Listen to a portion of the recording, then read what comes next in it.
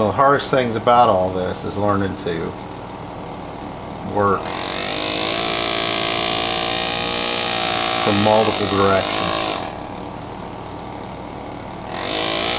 Until you get that down, you're really limited to what you can do. But being able to come at that scroll from 2 directions instead of 1 makes a huge difference on being successful in cutting it.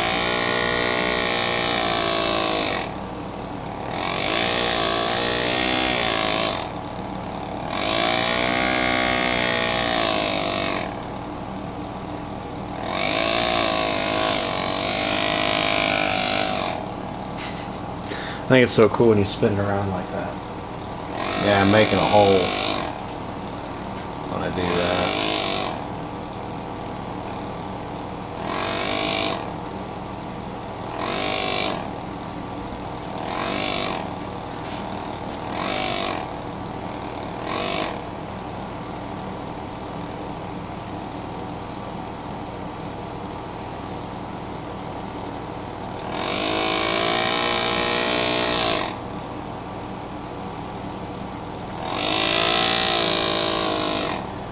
What kind of revolver is this? It's a reproduction of a Colt single action. I'm not even sure whose. They might probably tell me right here, I guess, maybe. No, it's got a Colt patent on it. Something doesn't tell me. It'll tell me when I get it on the barrel. I don't remember. Probably, I'm guessing probably Uberti. That's usually not the most common.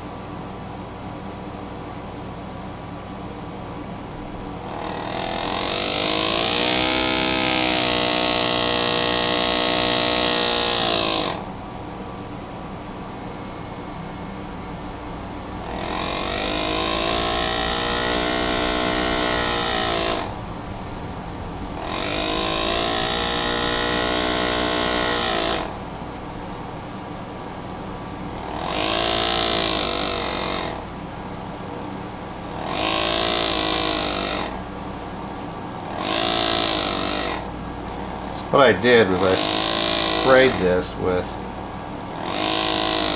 fixative, and then I'll cut it, and then I'll cold blue the lines so they're dark, and then I'll take a little acetone and take the fixative off, and it won't mess up the color case hardening. Just a way of cheating it, so to speak. A lot of guys frown on that, but people that don't want to spend the money to refinish a gun just because they engrave it, it's a way to be able to have the best of both worlds.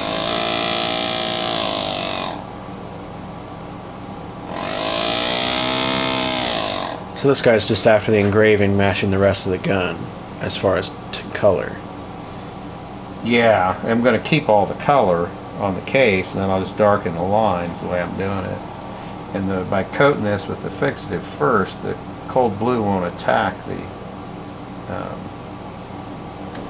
color case colors.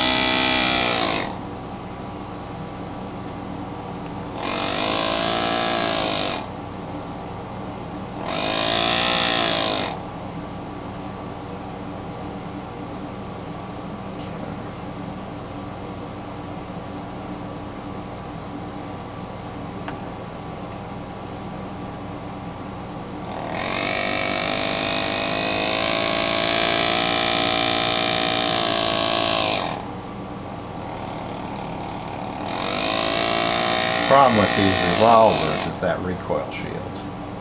The thing's just always in your way.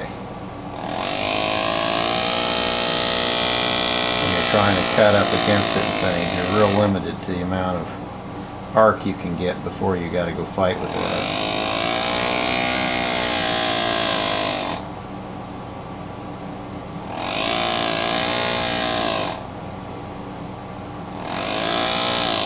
Catch your tool and jump it right out of the line. You're not paying attention, you'll snap your point off when it does that to you.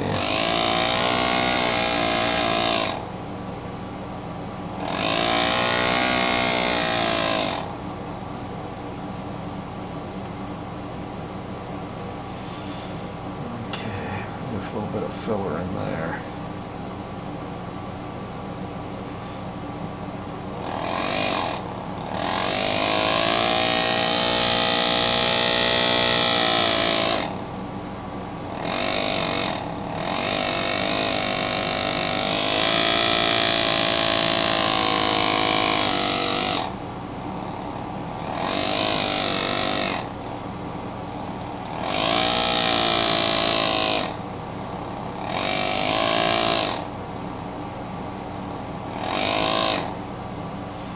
This point's chipped.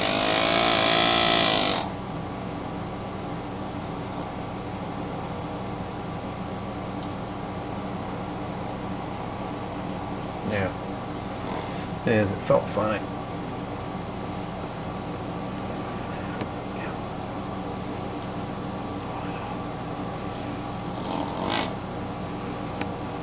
Okay. You can tell when that starts steering funny. It's just a feeling. Yeah, it starts to try to run off course on you. You'll feel it. And you'll say, wow, that's not right.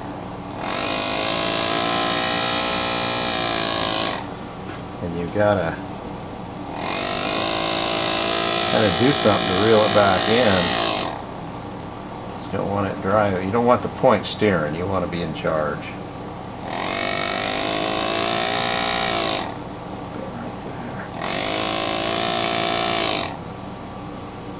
You'll just feel it try to drift to one side or the other.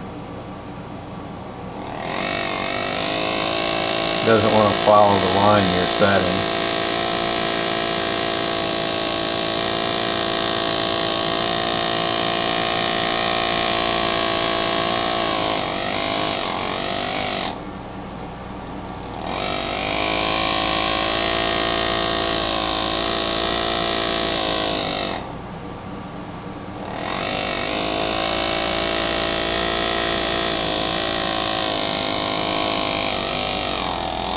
There isn't really any other artistic tool that compares to that, because pencils and brushes and everything just track, you know, where you push them. But this, if it gets a chip on one side, that one side doesn't cut, so it tracks away from that side and it pushes it to the other side.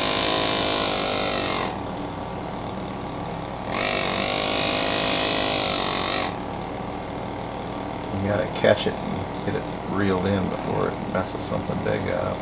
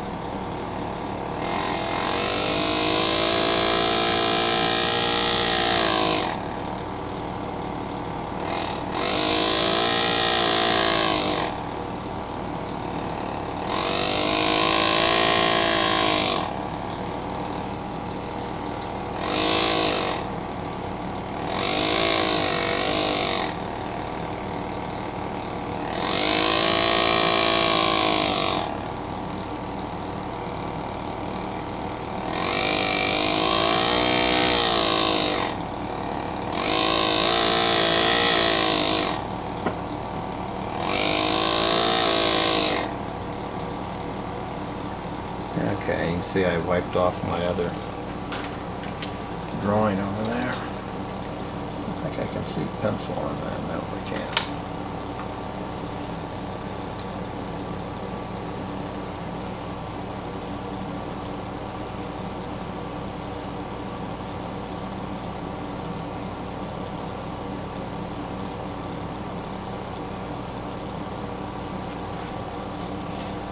I was using one of those little guys, but thing went dry on me. It wasn't right. They're better because they dry fast. They quit drawing.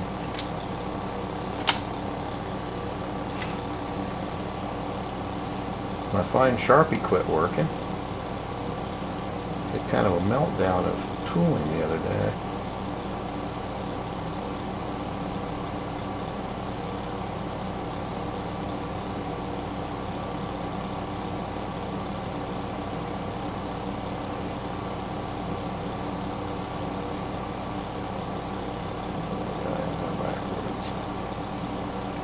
There we go, that'll work.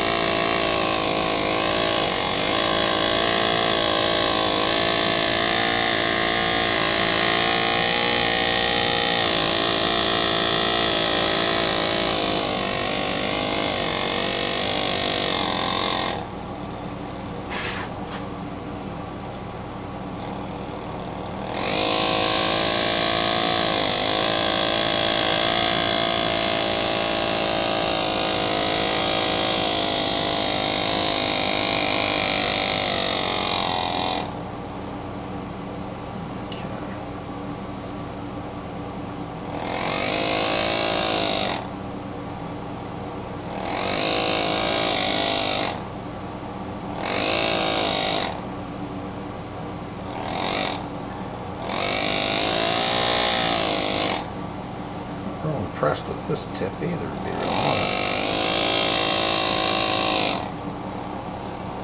Is this frame pretty smooth or not?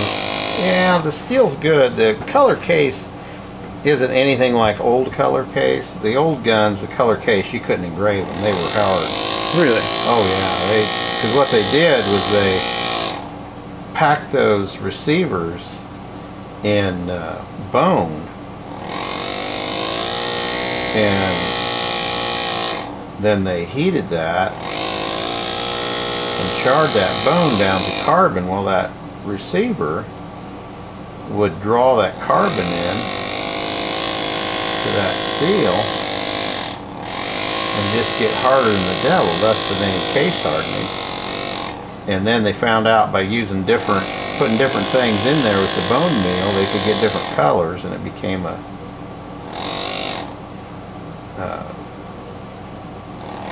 decorative thing as well as a wear resistance. And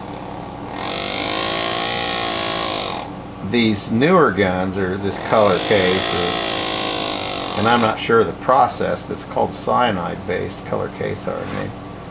And so I'm guessing that they heat these up and inject cyanide into the atmosphere where they're in the oven there, and that's how they get that color on there. And it doesn't really produce a hard surface. It just the very surface, just from the heat cycling, is very thin little layer there of a little bit of hardening. But most modern color cased guns, unless they're done the old way, are not hard. And so you can just, there's nothing there, you just cut right through it basically. Where the old guns, there's a layer there, maybe a 32nd of an inch or so, that's just harder than the devil. You can't cut it.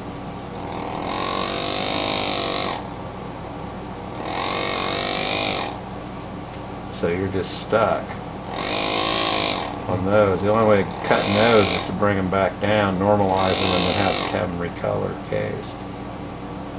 But you can't just skid on it. It's a really hard surface. And the beauty of it on like a gun action is it only hardens the surface. So the rest of the gun, the rest of the metal I should say, in the action, stays soft and tough. So it's not going to break. Yes, right. Whereas if the whole action was hardened like that, it would be brittle. The Rockwell on good case hardening is well over 60 on the C scale. So it's a way of, it did, originally they cased things for wear resistance, case hardened things. And then, like I said, they went and got to the decorative side, but it still gave them the wear resistance and the protection from, you know, small dings and things on the action because it was hard. I'm just not happy with that point. It just does not feel good. So is cold bluing just a way to fake that look? Cold bluing just darkens. It just oxidizes the metal.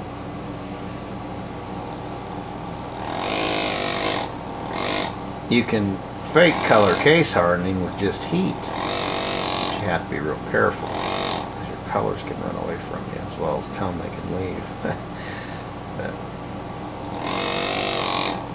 And a lot of like screw heads like that, they're just what's called fire blued, and they're just literally heated to that color, which that's about a probably about 450 degrees there, that nice purple.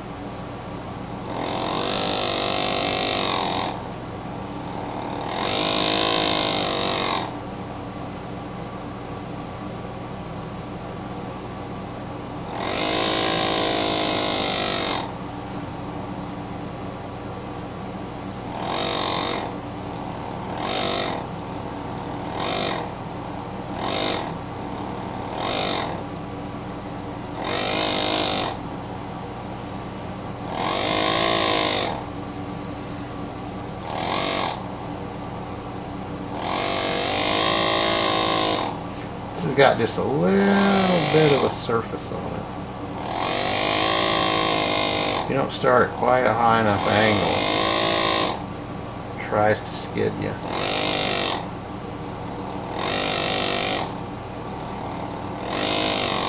But most of these guns are made in Italy, Ubertis and things, and they cut really nice.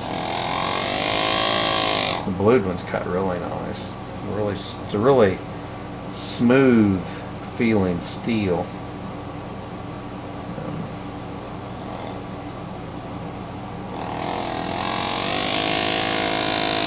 You can really kind of judge the grain structure of the metal through that little tiny point of that engraver. It tells you a lot about what you're cutting. You get into some of the brass gun parts and they feel like you're trying to engrave a gravel road. They're just hideous. Their castings are very good. A lot of porosity issues, and oh my, they feel terrible. You actually look sometimes and look at your cut and see if it looks anything like it feels, because it just feels nasty. And when you look at it, it's nice and smooth and shiny, but then sometimes you'll hit voids and you'll just fall into a hole and casting and things, and you don't run into that in the steel.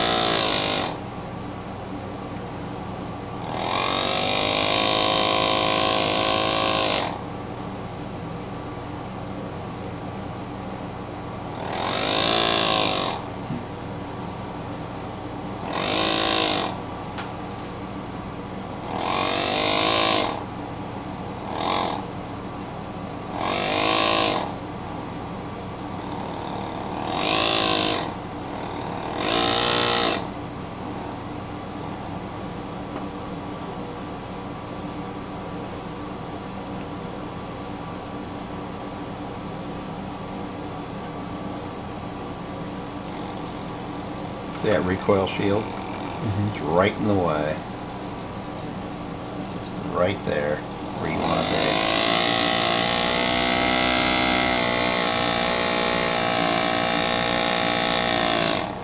So you gotta start out backwards.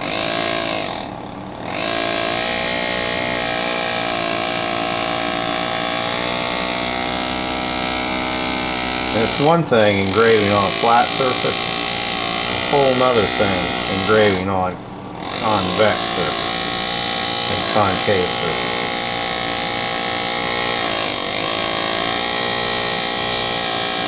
You have to keep your angle of your point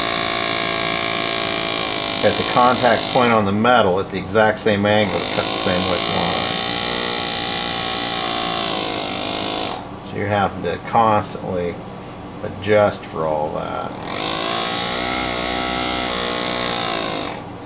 As you're going around there and doing the hoopty-doo to get in there.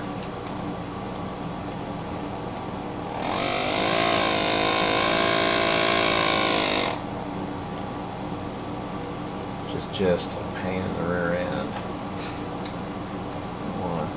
Flip a little scroll right there.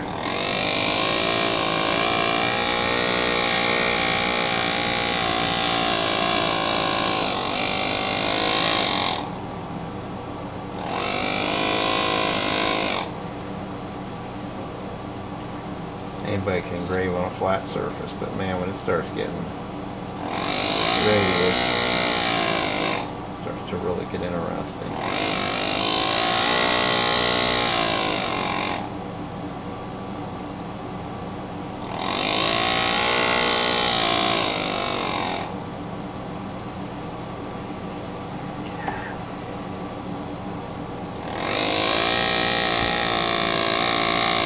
It's not as bad going uphill as it is going downhill.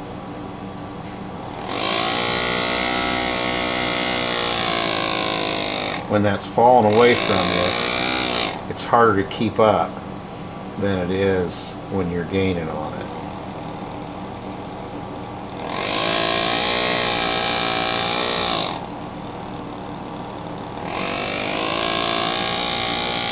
And you gotta be careful you don't run deep when you're gaining, but still it's not as bad as when it's falling. It's like sometimes it just falls away so fast you can't keep up. You just pull up out of your cut.